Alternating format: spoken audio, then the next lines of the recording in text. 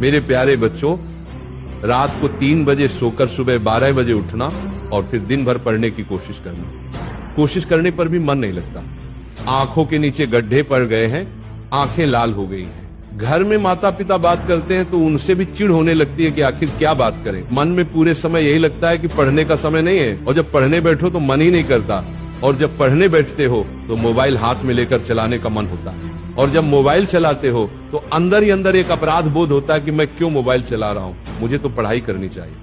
ये तुम्हारी बीमारी है। अगर मैं तुम्हें कोई दवा दे दूं, कोई गोली दे दूं, तो उससे बीमारी 1-2 दिन के लिए या 1 महीने के लिए ठीक हो जाएगी। लेकिन अगर इसे जड़ से ठीक करना है तो तुम्हें अपनी जड़ों को मजबूत करना होगा, अपनी इम्यूनिटी स्ट्रांग करनी होगी, अपने सिद्धांत मजबूत करने होंगे। आज का समय बहुत कठिन है मेरे बच्चों। अभी तो कलयुग आने वाला है, और भी भयानक भीषण कलयुग आने वाला है, जिसमें ये आर्टिफिशियल इंटेलिजेंस तुम्हारे सामने आने वाला है। ये तो तुम्हें तुम्हारे लक्ष्य से पूरी तरह भटका देगा।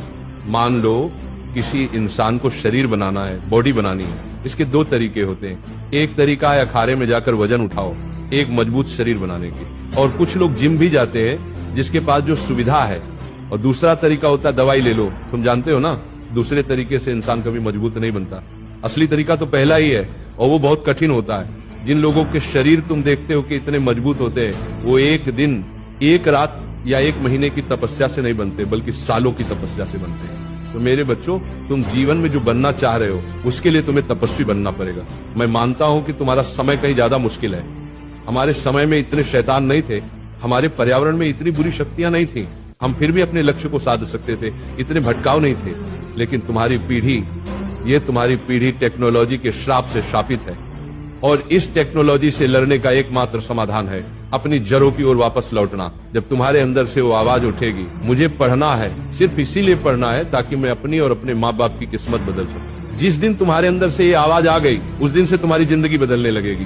बहाने बनाना बंद करो। बहाने वो बनाता है जो कायर होता है। मेरा मन नहीं लगता, आलस आता है, मैथ से डर लगता है, साइंस से डर लगता है। जाकर उस बच्चे से पूछो जो हर दिन 10 घंटे पढ़ता है, वो कहेगा पढ़ने वाले के लिए कुछ भी मुश्किल नहीं। याद रखो, जो करने वाला होता है वो कुछ भी कर सकता है, और जो ना करने वाला होता है वो छोटी सी मुसीबत शिव पर ही हार मान जाता है। बहाने बनाना छोड़ो, आलस को दूर भगाओ और अपने अंदर की ऊर्जा को जगाओ।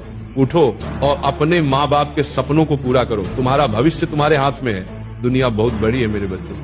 अगर तुम सच में अपनी समस्या का समाधान चाहते हो तो अब तुम्हें इस दिशा में सोचना पड़ेगा, अपनी जड़ों पर वापस आना पड़ेगा। तुम्हें अपनी जड़ों को मजबूत करना है, तुम्हें अपनी तपस्या करनी, यही तुम्हारे जीवन का असली रास्ता है।